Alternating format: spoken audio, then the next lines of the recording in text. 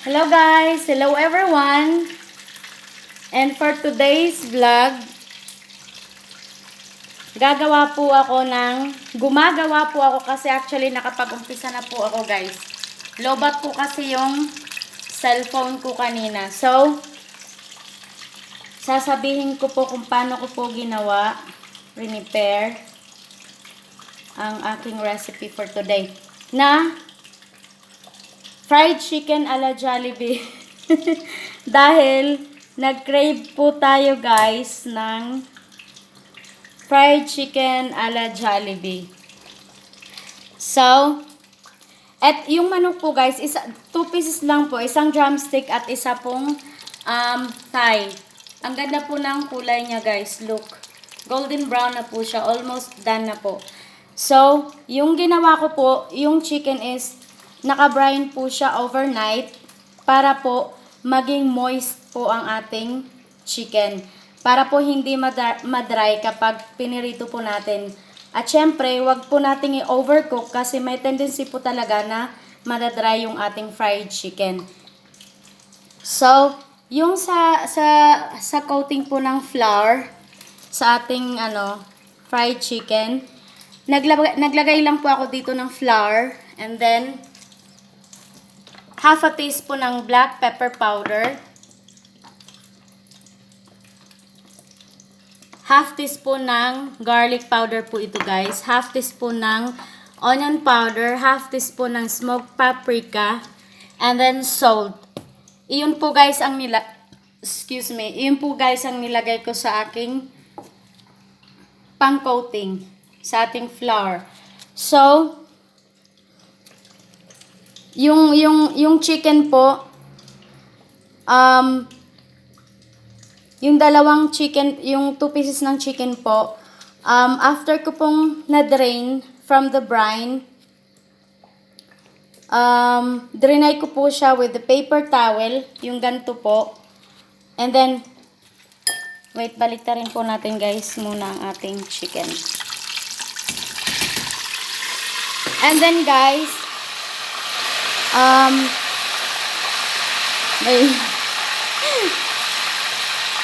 and then yung chicken po sa sa brine, yun nga po yung ginawa ko overnight.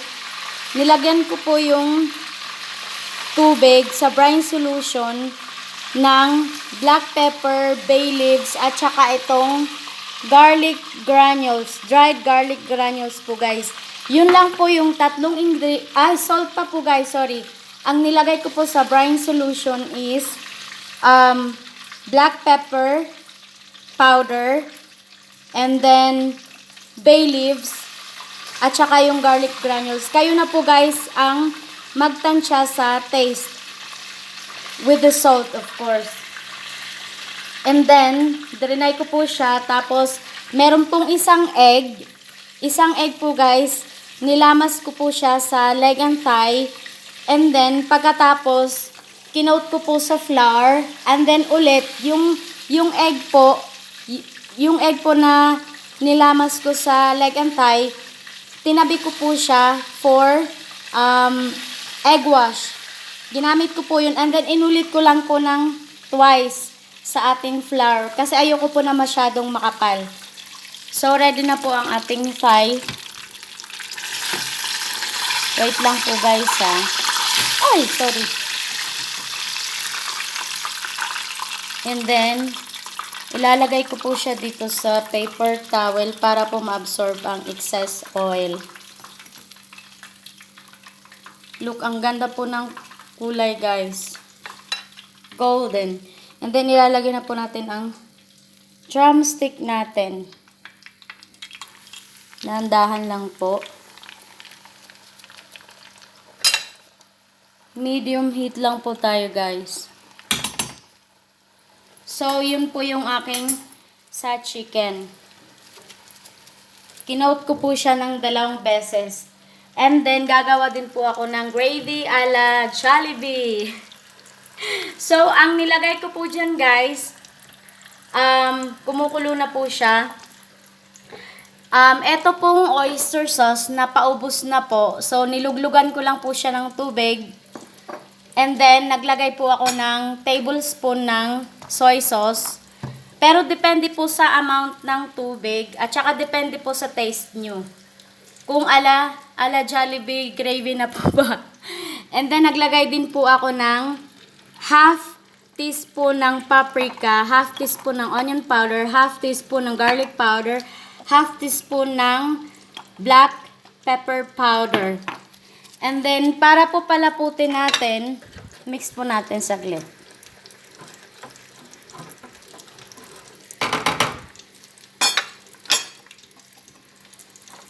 So, to make our gravy into thicker consistency, we have corn flour, half a teaspoon po ng corn flour, and then idadilute po natin sa cold water. And then, dahil kumukulo na po yung ating tubig doon sa kawali with the ingredients, so, ilalagay na po natin ang ating diluted na corn flour.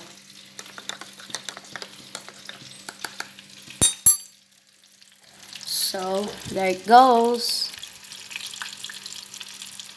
Half muna, guys.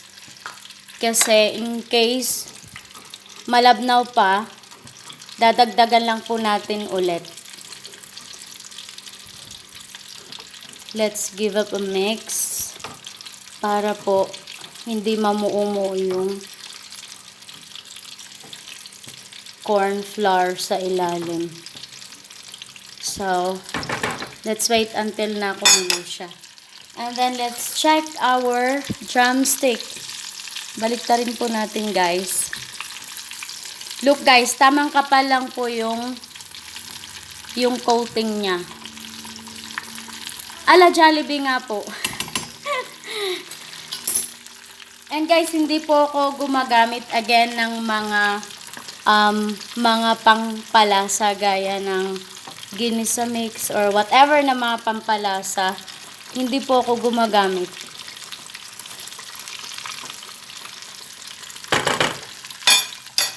So, let's wait. Look at that, guys, yung ating thigh. Wow. Kamoy nga. Smells ala Jollibee talaga, guys. Promise. Grabe ang bango, guys. Siguro dahil po sa ating mga ingredients. Look. Smoked paprika, onion powder, garlic powder, black pepper powder. So, there you have our ala Jollibee fried chicken. Uy, naglalaway na, guys. And, haluin lang po natin ulit yung ating gravy ala Jollibee. Parang napadami po ng konti. Ay, no. Tama lang po yung yung soy sauce. Kaso, dark po siya kaya darker yung ating gravy. Pero at least, makukuha natin yung taste ng ala Jollibee is okay na yun.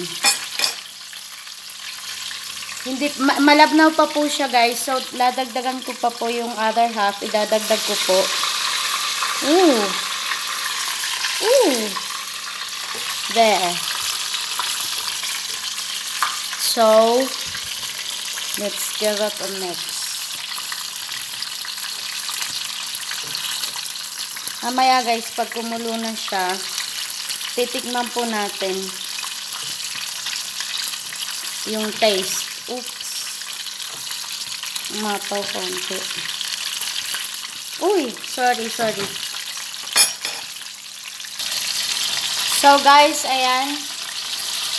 Nakuha na po natin yung consistency ng ala Jollibee gravy. Gravy ala Jollibee. Look. Tamang lapot lang po, guys. So, lagay na po natin sa ating bowl. So, ayan na po, guys. Lagay na po natin sa ating look yung consistency niya, guys. Tamang lapot po. So, let's put it. Wow! Ayan po, guys. OMG.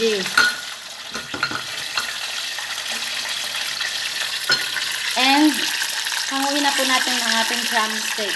Let's put the fire off. Oops! So guys, ayan na po. Dito na po tayo sa tasting part. Ayan po yung ating gravy a la Jollibee.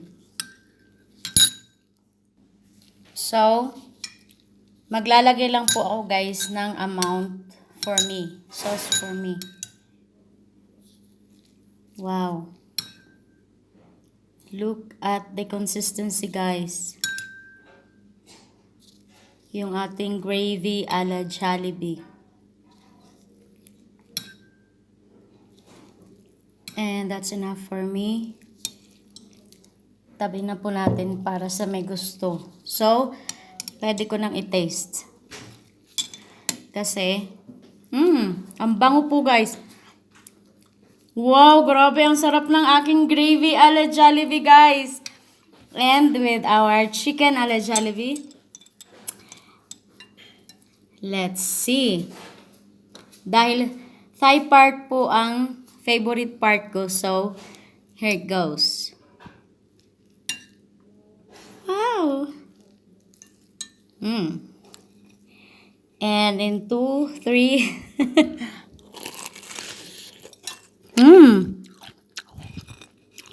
Wow guys, ang sarap po. And sa may laman po tayo. Para makita po natin ang moisture from inside. Okay?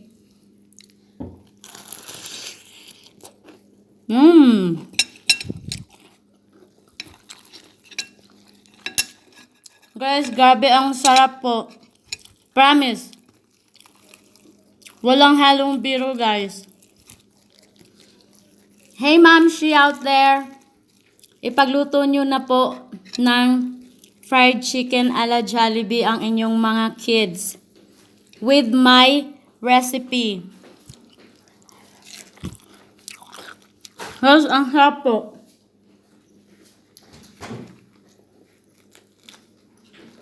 Ang sarap po niya guys.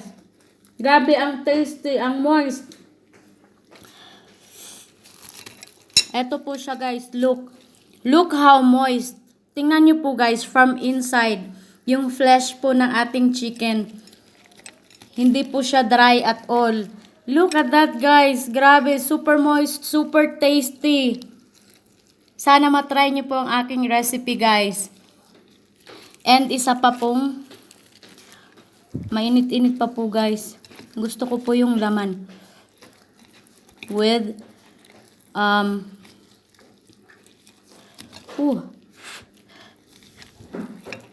grabe ang tasty po niya guys. With our gravy a la Jollibee. So, with the laman. And more, a bit more. Oh, init po guys. Wow. Yung gravy po guys, yung gravy. Talagang ang tasty po guys, promise.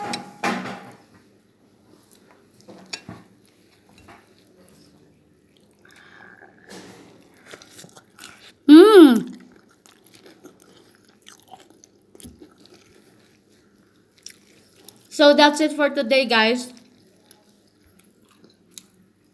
Try nyo po ang aking fried chicken a la Jollibee. Super yum. Gagawa po ako, guys, ng salad.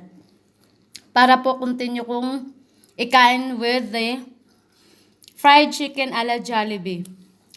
So, thanks everyone. Thanks viewers and subscribers, and sana more pa po. Yan po guys, hindi po yan dugo. Kung sa kampara po siyang pula, pero hindi po siya guys. Yung ano po siya, parang yung nerve. Yung nerve po ng ano. Lutong-luto po ang ating fried chicken guys. It's not raw. It's perfectly done po. Ayan po guys. So, God bless everyone. Stay safe po sa ating lahat and have a good day. Bye!